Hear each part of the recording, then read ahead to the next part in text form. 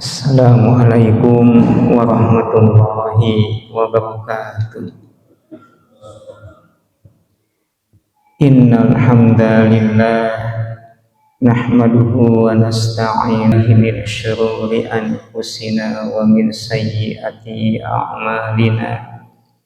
Man yahdihillahu fala mudhillalah wa man yudlil asyhadu an la ilaha illallah wahdahu la syarikalah wa asyhadu anna Muhammadan abduhu wa rasuluh.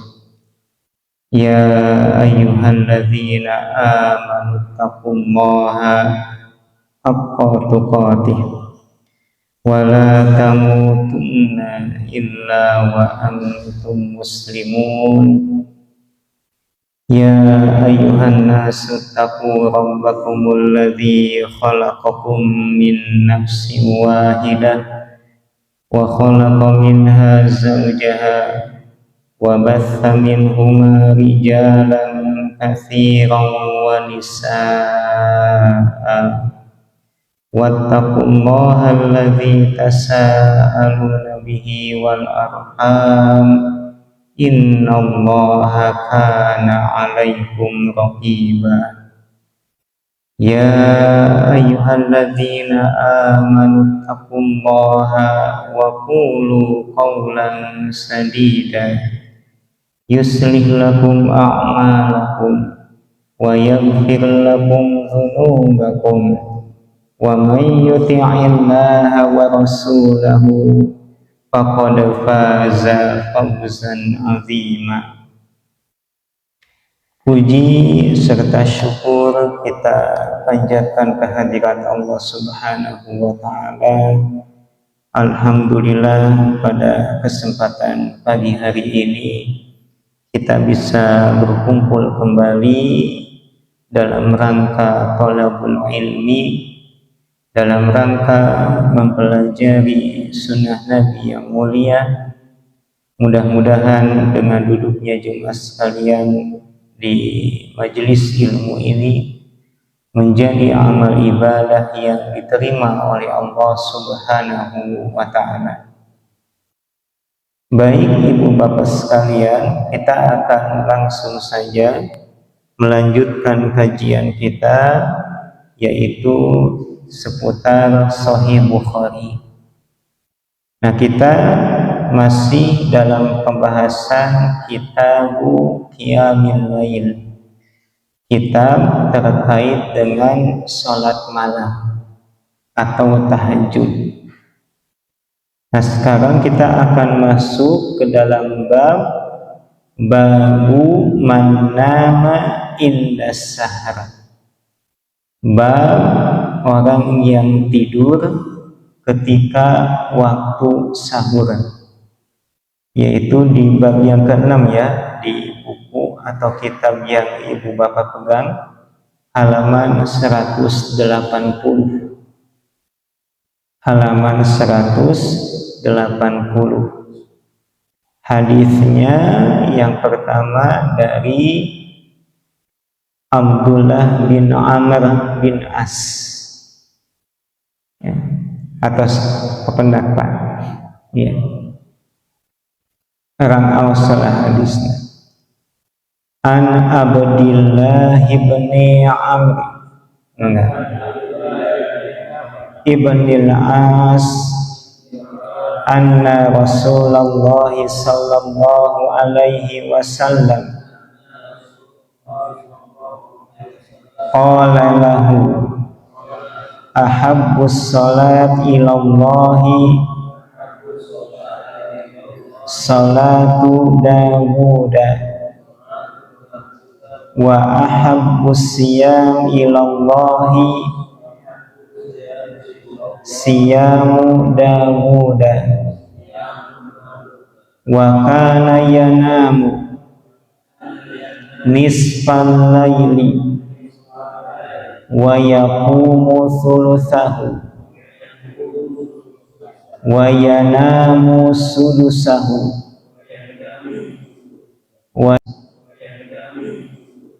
wa ya Nabi sallallahu alaihi wasallam bersabda, ahabbus salat yang paling dicintai oleh Allah adalah puasa. Ingin juga beliau mendapatkan predikat yang terbaik di sisi Allah gitu. Nah, bagaimana sholatnya Daud dalam hal ini? Konteksnya ialah sholat malam. Wa kana yanamu nisfal laili, adalah Nabi Daud, beliau tidur pada pertengahan malam. Wa yaqumu thulutsahu, dan sholat di sepertiganya. Wa yanzur, atau di waktu sahur itu. Wa yasumu yauman wa yuftiru yauman, dan beliau puasa sehari dan berbuka sehari. Nah, ini kebiasaan, matanya tidur tapi hatinya bangun. Nah, maka ma'alfahu sallallahu alaihi idza sami'a sarih. Jadi Nabi tiap kali beramal maka amalannya itu takana yakum. Kapan biasanya Nabi mulai sholat malam? Maka Aisyah menjawab, kana yaqumu idza sami'a sarih, adalah Nabi sallallahu alaihi wasallam, beliau memulai sholat malam itu ketika terdengar ayam berkokok.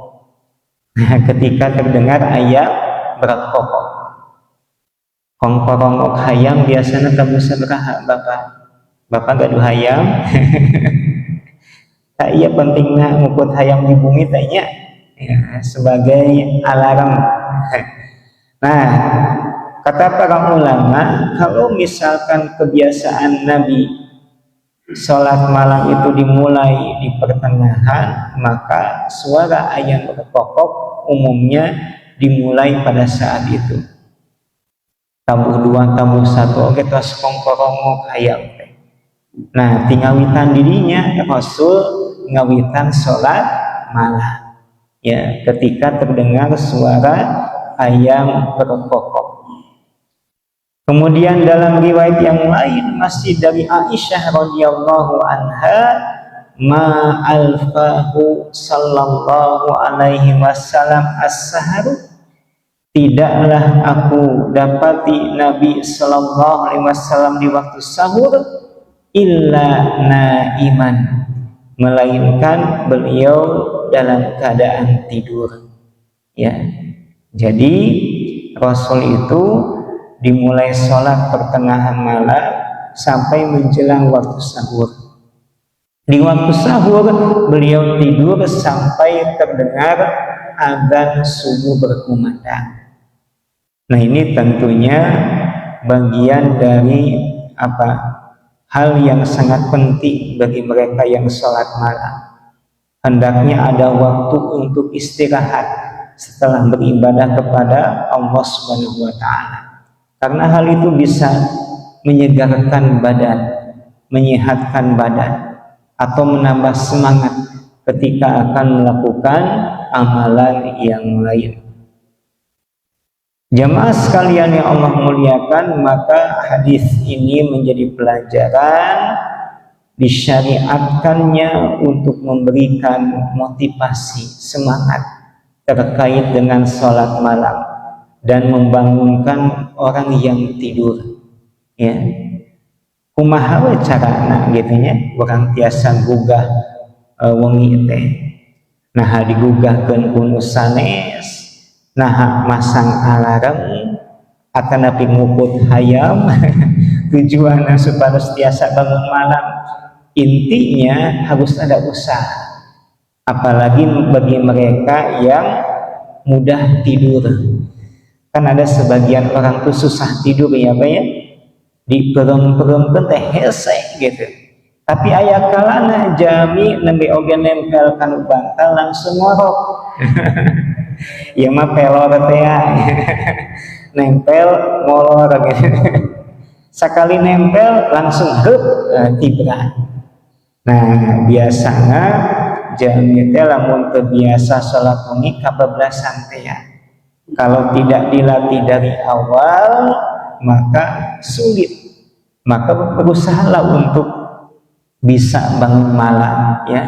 Entah itu dengan tidur awal atau sebelum tidur tidak terlalu banyak makan ya. Sebagian ulama mengatakan pula hendaknya sebelum tidur banyak minum, karena boleh jadi nanti di pertengahan kehampangan gitu. Nah, gitu. Atau posisi tidur mengikuti sunnah Nabi dengan meletakkan telapak tangan di pipi, nah, serta menghadapkan wajah ke arah kiblat. Nah, kalamian kan cangkel gitu ya. Terus kebiasaan kamu kali peribados di pesantren gitu.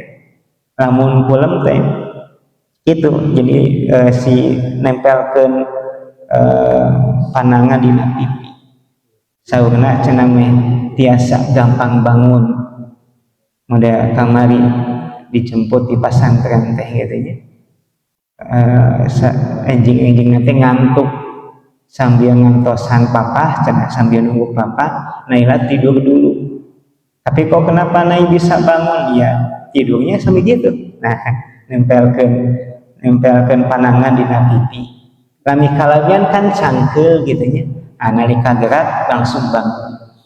Nah, ini diantara tips atau cara bisa bangun malam. Atau pasang alarm sing tarik gitu ya. Mun perlu ngangge sound sistem ngangge amplifier sing tarik meh kadangu nah gitu. Nah, ini bagian dari ikhtiar kita agar bisa bangun malam. Kemudian jemaah sekalian yang Allah muliakan, hadis ini juga menjadi pelajaran bagi kita. Hendaknya seorang muslim dia membiasakan melakukan amalan sunnah dan berkesinambungan untuk menjalankannya serta bersegera dalam melakukannya sebagaimana yang dikatakan oleh Al-Imam An-Nawawi. Hadis ini selain riwayat Bukhari dan Muslim diriwayatkan pula oleh Imam An-Nasai dalam kitab Sunannya.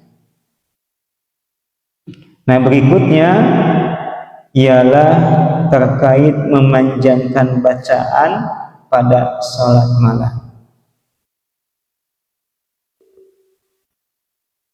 Ya, babu tulil qiyam fi sholatil laili. Bab lamanya berdiri ketika sholat malam. Nah, lamanya berdiri tiada lain karena panjangnya bacaan. Ya, tentunya bacaan di sini ialah bacaan ayat atau surat di dalam Al-Quran.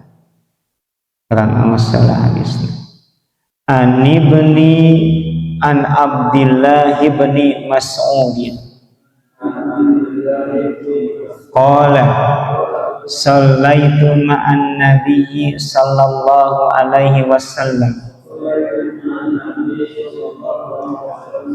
lailatan falam yazal sallallahu alaihi wasallam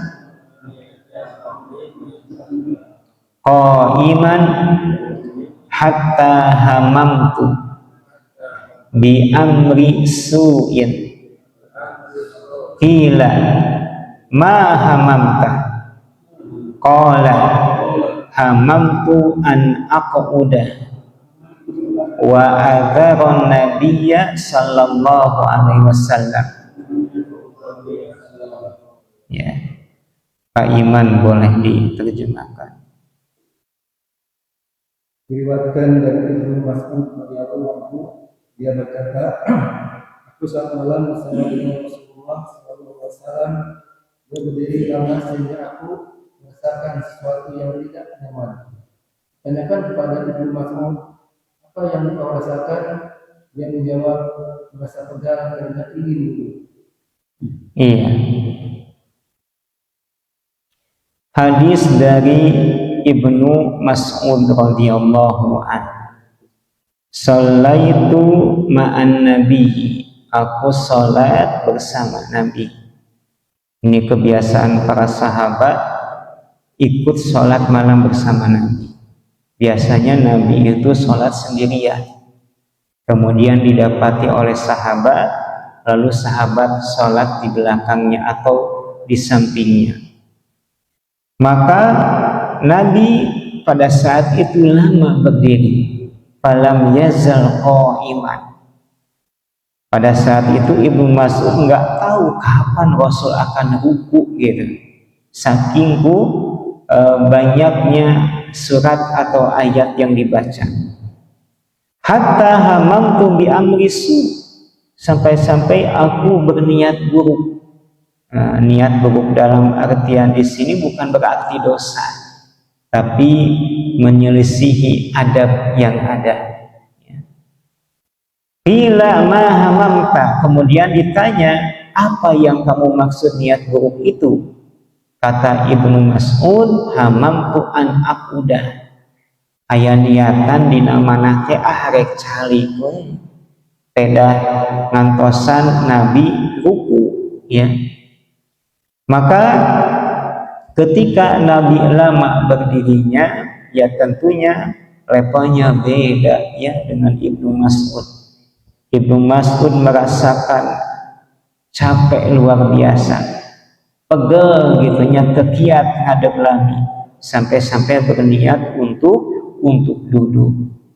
Nah, kata Imam Ibnu Hajar Asqalani, adapun istilah amrusu, perkara yang buruk, yang dimaksud ialah duduk untuk sholat sunnah. Kan dari segi hukum boleh orang sholat sunnah sambil duduk. Tapi kenapa ini dikatakan perkara yang buruk? Karena ini meninggalkan adab, ya, karena tidak menunaikan adab bersama Nabi Sallallahu Alaihi Wasallam. Nah, orang oge aya kalana perkara yang memang tidak dilarang dalam agama, tetapi dalam pandangan sebagian masyarakat atau masyarakat pada umumnya hal itu dipandang buruk, dan kita tidak mengapa mengatakan bahwa itu perkara yang buruk. Contoh misalkan orang Sunda ngalangkung di payunan jami, sok nyebat punten gitunya, punten kan gitu. Lamun ditinggal dina segi dalil Quran jeung Sunnah mah teu aya gitu. Tapi orang memandang ya hal itu sesuatu yang buruk, dan itu bagian dari sah saja ya, sesuatu yang menyelisihi adab, walaupun dari segi hukum tidak wajib atau tidak haram, kalau menyelisihi adab itu bisa dipandang buruk. Amrusu. Nah, jamaah sekalian yang Allah muliakan, maka hadis ini menjadi dalil disunnahkannya memanjangkan bacaan ketika sholat malam. Nabi ketika sholat malam itu kurang lebih 5 juz beliau baca dalam 1 rakaat. Dan inilah amalan yang utama.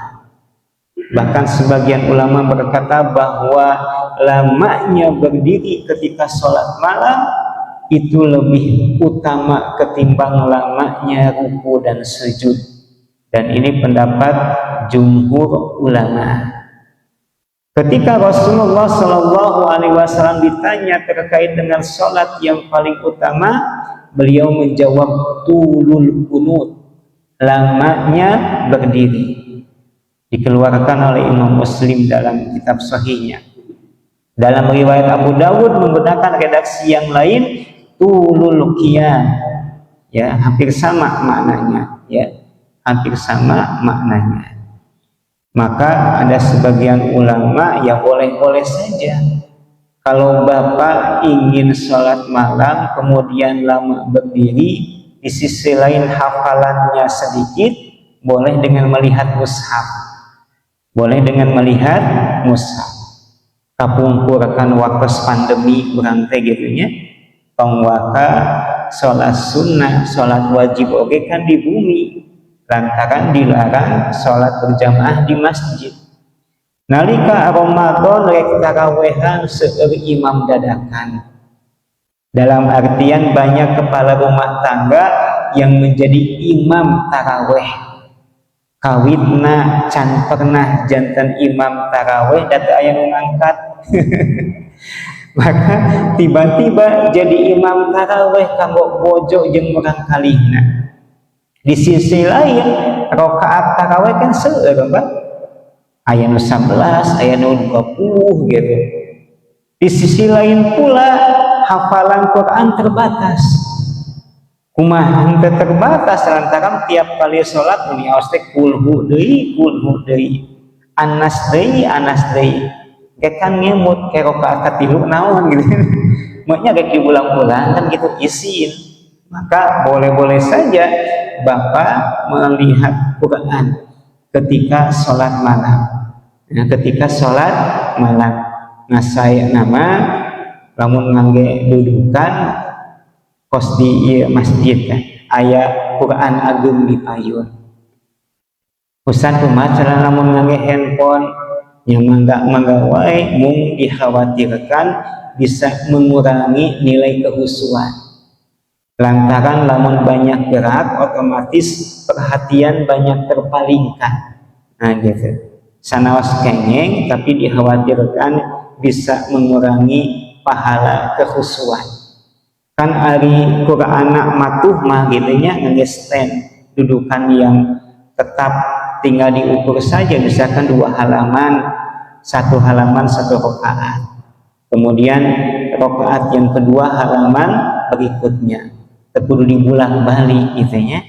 Nah, ini diantara cara agar kita mendapatkan keutamaan ketika sholat malam ialah dengan lamanya berdiri karena banyaknya ayat atau surat yang dibaca.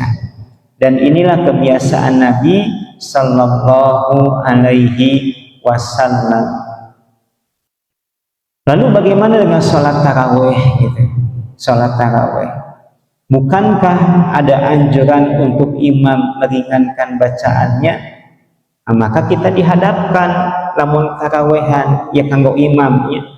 Apakah dia memanjangkan bacaan atau meringankan? Maka kembali kepada hukum asal sholat berjamaah. Kalau makmumnya kebanyakan adalah orang tua, anak-anak, ya, atau ada yang sakit, maka kembali kepada kaidah meringankan bacaan. Meringankan bacaan.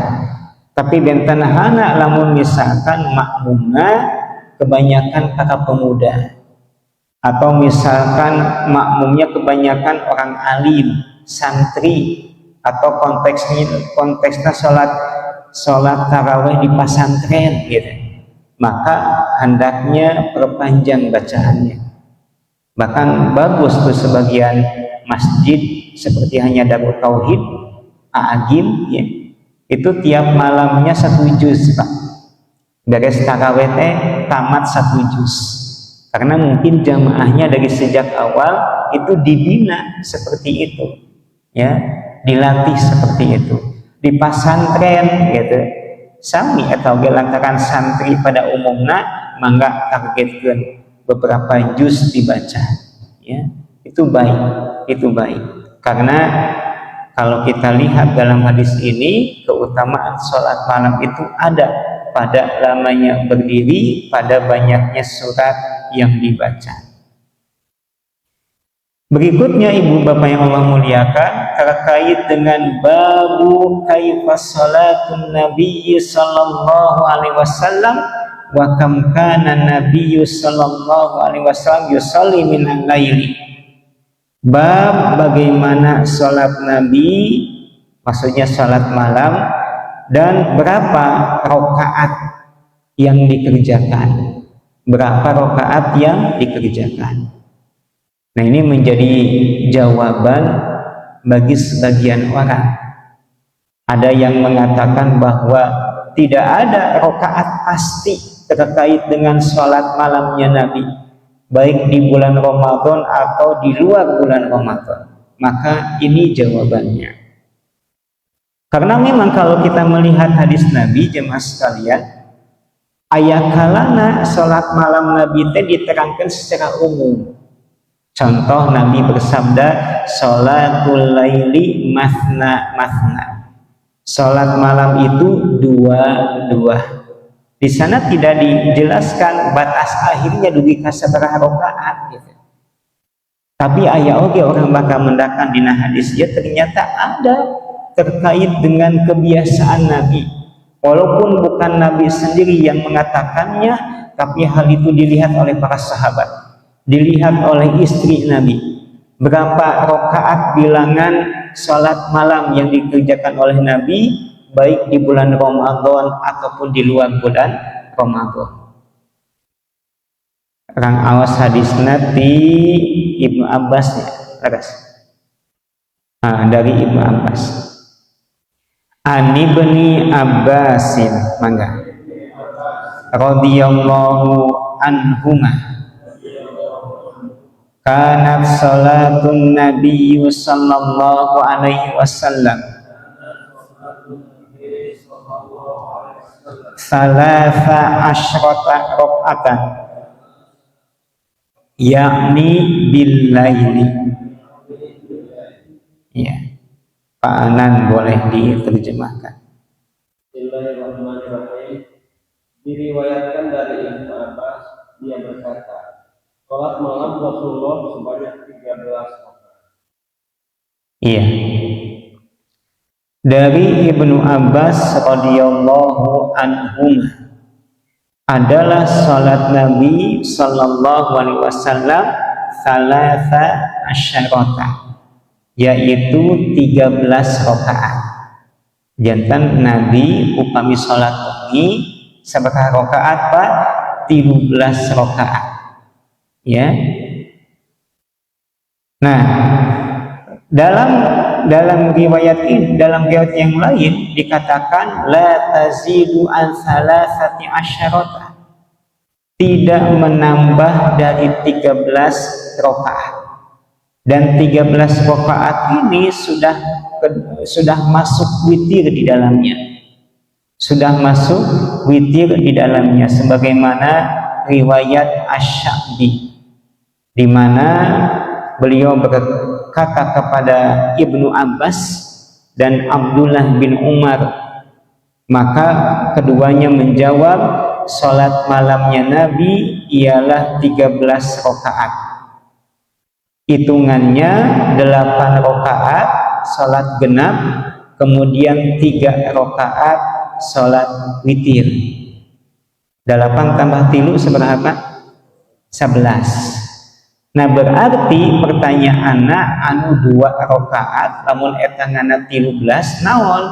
Maka dalam hal ini Imam Ibnul Qayyim menguatkan pendapat yang mengatakan yang 2 rakaat ialah sholat qobla subuh. Nah, berarti tetap sholat wengi nama 11 ditambah 2 kumargi 2 nyaeta sholat qobla subuh. Ada juga sebagian ulama bahwa 2 rakaat yang dimaksud ialah sholat khafifataini, sholat 2 rakaat yang ringan. Ya, sebagian ulama menguatkan pendapat bahwa 2 rakaat yang ringan di sini ialah sholat ba'da isya.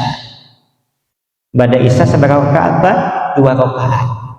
Kan sholat ba'da isya teh kalau sholat wengi, lagasnya banyak.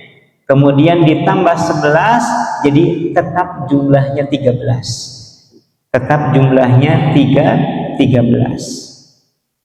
Nah, berarti kalau kita melihat ya mas sekalian, hadis sholat malamnya Nabi yang 11 rakaat itu bukan hanya riwayat Aisyah, tetapi Ibnu Umar, termasuk hanya Abdullah bin Abbas pun menjelaskan akan hal itu. Bahkan Umar bin Khattab dalam kitab Al-Muwatta, beliau memerintahkan kaum muslimin untuk sholat tarawih itu jumlahnya 11 rakaat. Jantan kalau beberapa riwayat ayat, ya. Sehingga kalau misalkan ada orang berpendapat bahwa sholat tarawih atau tahajud atau qiyamul lail ada yang lebih dari 13 rakaat, maka perlu dalil yang sahih. Dan terkait hal itu kita tidak mendapatinya. Adapun riwayat yang 20 rakaat maka dilemahkan oleh sebagian ulama. Walaupun riwayatnya lemah bukan berarti kita dilarang melakukannya. Jantan ieu mah pembahasan ilmu terkait dengan keutamaan. Maka kalau misalkan saya ditanya berapa rakaat sholat tarawih, maka kita jawab 11. Lalu bagaimana yang 20 rakaat? Enggak masalah, silakan lakukan. Tapi yang kami pandang kuat dan yang utama ialah 11. Kalau orang mau melaksanakan 20 rakaat atau dalam riwayat yang lain 39 rakaat, mangga silakan itu dilakukan. Ya. Jadi bukan berarti riwayatnya lemah itu dilarang, mengamalkannya tidak, gitu ya. Karena ada kalanya kita diberikan keleluasaan untuk mengamalkan, ya, mengamalkan. Tapi ini permasalahan ilmu dan terkait mana yang lebih utama. Berikutnya ibu bapak yang Allah muliakan, dari Aisyah, ya, Nabi mati Ibnu Abbas inati Aisyah. An Aisyata qala kana Nabiyyu sallallahu alaihi wasallam yusalli minal laili thalatha asyrata raka'atan minha al-witru wa raka'atal fajri. Nah, ia sebagai bayan penjelasan terkait dengan 13 rakaat salat malamnya Nabi. Janten 13 rakaat lain witir wungkul gitu ya. 13 rakaat tos jeung tahajud atau lebih witirna. Bahkan dalam riwayat ini rakaatal fajri 13 rakaat itu di dalamnya udah 2 rakaat qabla subuh. Berarti lamun misalkan 13 dikurang 2 tetap wihdi karena riwayat anu 11. Tetap wihdi karena riwayat anu 11. Warok akal fajri, ya. Nah, jemaah sekalian yang Allah muliakan, berikutnya bab salat malam dan tidur Rasulullah. Kalau dalam kitab yang kami pegang ialah babu qiyamin nabiyyi sallallahu alaihi wasallam bil laili wa naumuhu wa ma nusikha min qiyamil laili. Hadisnya dari Anas. An Anasin, mangga, radhiyallahu anhu qala kana Rasulullah sallallahu alaihi wasallam yuftiru minasyahri hatta nadhunna annahu la yasumu minhu syai'an wa yasumu hatta nadhunna an la yuftira minhu syai'an wa kana la tasha'u an tarahu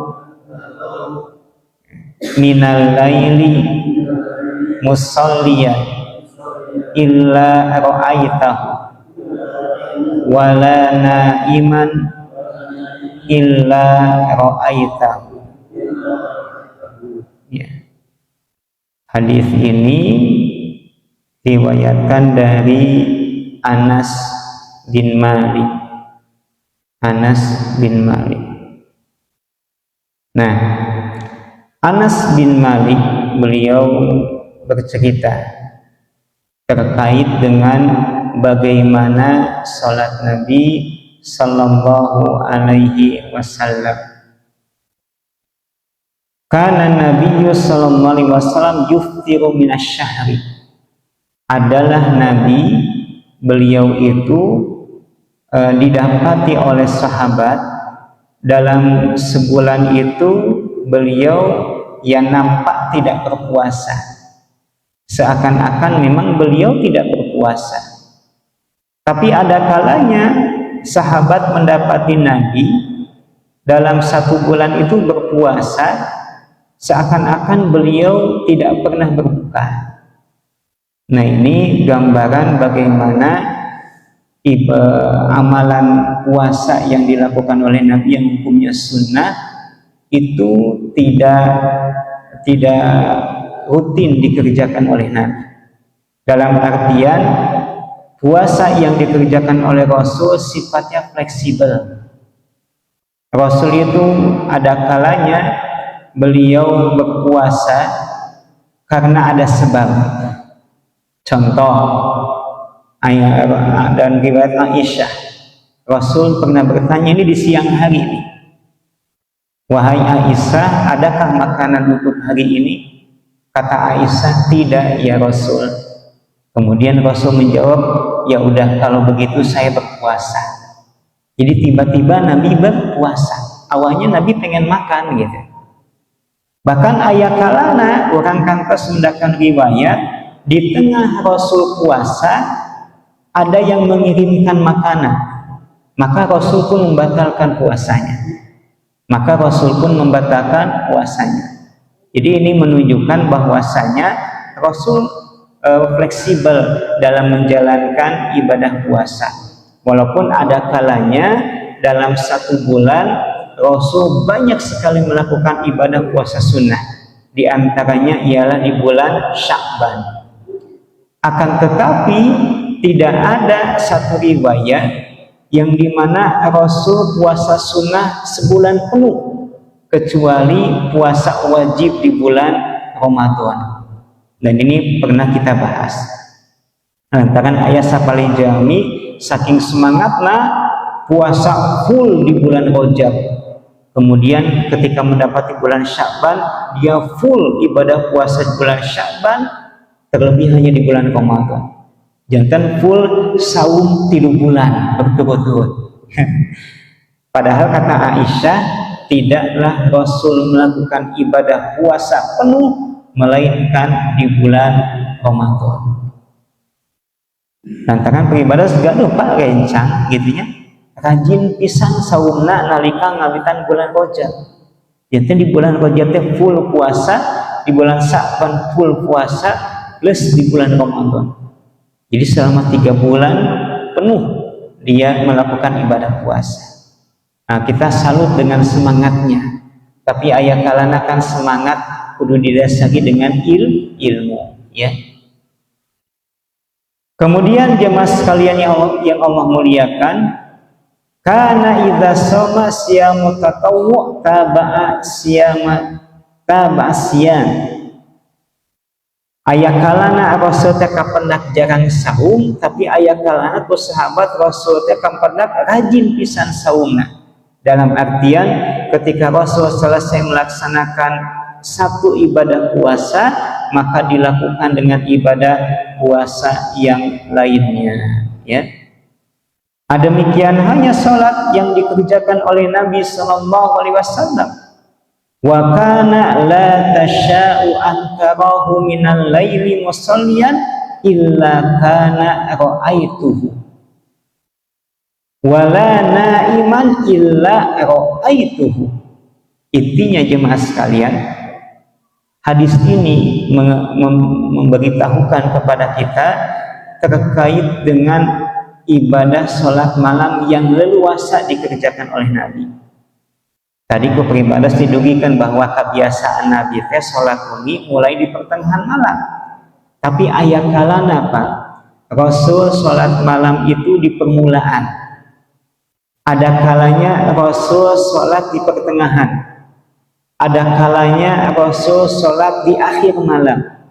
Dan selama waktu itu waktu malam, maka dikerjakan, kita dibolehkan untuk mengerjakannya di waktu kapanpun. Terlebih lagi bagi mereka yang punya kesibukan, ya. Maka kalau misalkan hese sholat tahajud, saya sate acan pulang sholat heula. Nah, lamun misalkan kiat sholat umi saatos pulang, maka itu yang lebih utama.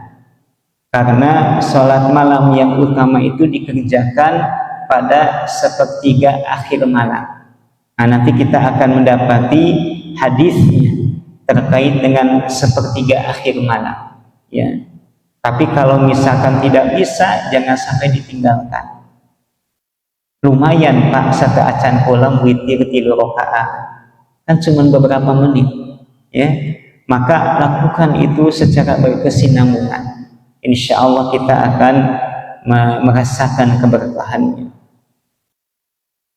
Nah, jemaah sekalian yang Allah muliakan, hadis ini menjadi pelajaran bagi kita bahwasanya terkait dengan amalan sunnah, Rasul tidak mengikatnya dengan waktu atau masa tertentu. Beliau fleksibel, umumnya leluasa untuk mengerjakannya, walaupun beliau berusaha untuk melakukan di waktu yang utama. Kemudian hadis ini juga menjadi pelajaran dimakruhkan untuk melaksanakan sholat malam full semalam suntuk. Hendaknya ada waktu untuk rehat, untuk tidur, ya. Janten kirang saya lamun saatos sholat isya tiba-tiba langsung qiyamul lail dugi ka subuh. Ya, walaupun ada sebagian ulama salaf, bahkan boleh jadi ada riwayat yang dinisbatkan kepada sahabat yang melaksanakan sholat dari ba'da isya sampai subuh aja, Pak. Saking ku kiatna, saking ku solehna gitu. Tapi kembali kepada ilmu yang kita bicarakan terkait dengan ilmu. Dan keutamaan itu bukan ada pada lama atau sebentarnya, sedikit atau banyaknya. Yang namanya keutamaan itu adalah sejauh mana kita ittiba, mengikuti sunnah Nabi Sallallahu Alaihi Wasallam. Dan kebiasaan Nabi, beliau tidur kemudian sholat.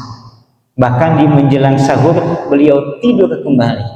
Karena mata kita itu punya hak, badan kita itu punya hak. Jangan sampai orang berlebih-lebihan dalam ibadah yang ujung-ujungnya merugikan dirinya sendiri. Nanti kita akan mendapati bab terkait dengan larangan berlebih-lebihan dalam beribadah, ya. Nah, jemaah sekalian yang Allah muliakan, berikutnya bab terkait dengan simpul setan. Kalau dalam kitab yang kami pegang, babu aqdis syaitan, bab terkait dengan ikatan setan ala qafiyatir ra'si, yang ada pada bagian belakang kepala, yaitu pundak atau punuk.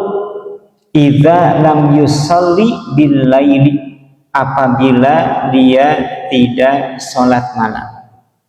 Akan awas hadisna ti Abu Hurairah. An Abi Hurairah radhiyallahu anhu, mangga.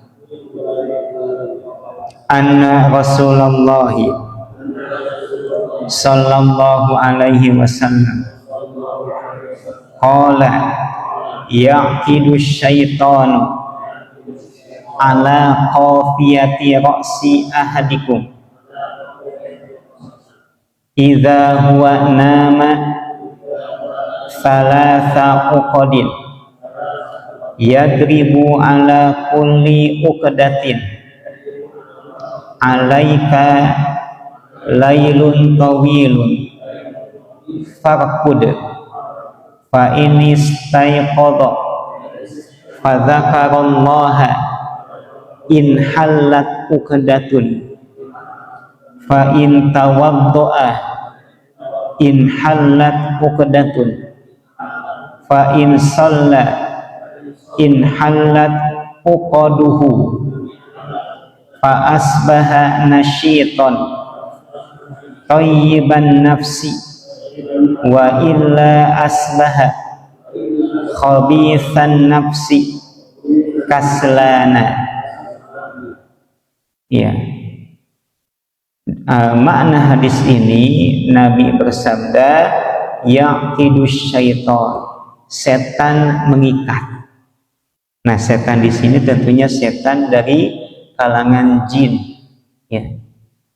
Kenapa setan mengikat? Agar tidak terlepas. Apa yang diikat? Ala qafiyati ra'si ahadikum, yaitu bagian belakang kepala manusia yang disilakan dengan punuk,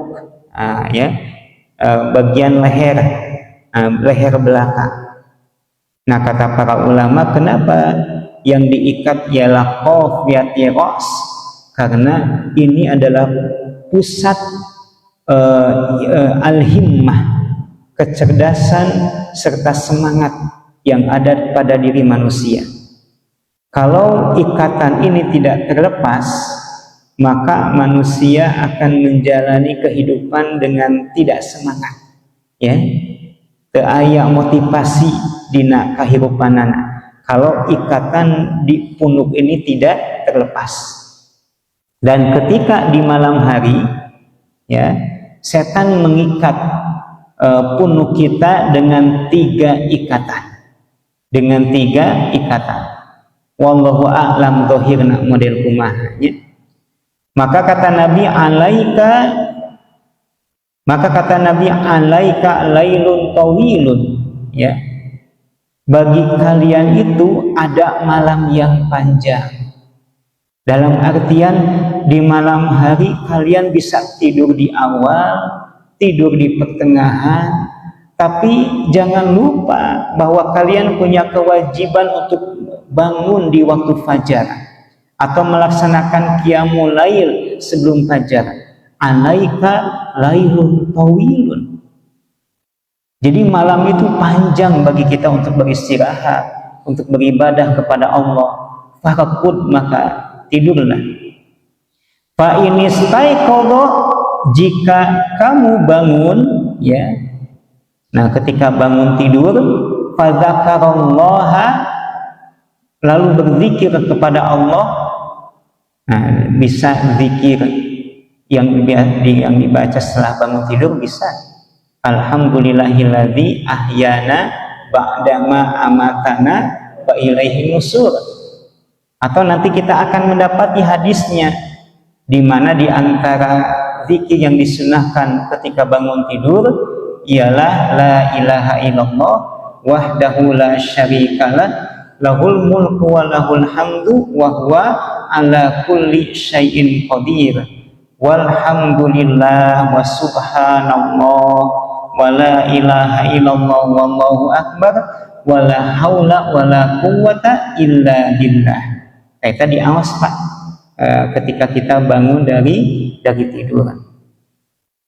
Atau membaca zikir yang lain, diantaranya ialah di akhir surah Ali Imran ketika bangun tidur, di mana kita membaca inna fi khalqis samawati wal ardi wa ikhtilafil laili wan nahari la ayatil liulil albab, sampai akhir surah Al Imran.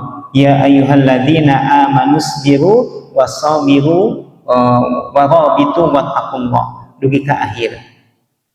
Nah, jadi pas bangun tidur berzikir kepada Allah, in halat uqdatun, maka ikatan pertama itu terlepas. Fa in tawaddoa, lalu kalau dia berwudu, in halat uqdatun, maka akan terlepas ikatan yang kedua, ya. Fa in shalla, Lalu kalau dia sholat, entah itu sholat malam atau sholat subuh, inhalat uqaduhu, maka terlepaslah ikatan yang ketiga. Fa asbaha nasyiton, maka di pagi hari dia akan menjadi manusia yang bersemangat. Tibun nafsi, bahkan dia bangun dalam thayyibun nafsi dengan membawa jiwa yang baik. Ya, kata para ulama, yang dimaksud dengan nasyiton ialah nasyitul badan. Badannya akan semangat, jiwanya akan sehat bagi mereka yang bangun pagi. Karena 3 ikatan setan itu sudah terlepas dari punuknya. Tapi kalau orang di pagi hari masih tidur, tidak qiyamul lail, tidak sholat subuh, asbaha khabithun nafsi, maka di pagi hari dia akan menjadi sosok manusia yang buruk, kaslana, yang menjalani hari penuh dengan kemalasan. Kaslan. Ya, ini tentunya jemaah sekalian menjadi motivasi sekaligus peringatan bagi kita agar jangan sampai setan leluasa atau menguasai diri kita, diantaranya dengan tidak melaksanakan sholat di pagi hari. Lepas ikatan setan, diantaranya dengan memperbanyak zikir, berwudu, dan sholat. Ya, Ibu bapak yang Allah muliakan, yang Allah muliakan, maka hadis ini menjadi peringatan terkait dengan bagaimana setan menggoda umat manusia. Ya. Dia akan menggunakan segala macam cara, menggunakan segala momentum untuk menggoda umat manusia.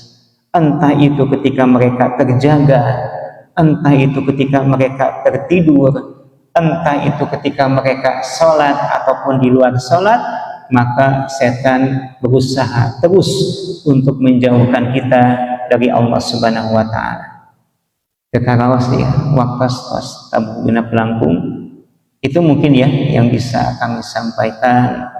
Mohon maaf atas segala kekurangan. Kita tutup dengan kifaratul majelis. Subhanakallahumma wa bihamdika asyhadu an la ilaha illa anta astaghfiruka wa atubu ilaik. Wassalamualaikum warahmatullahi wabarakatuh.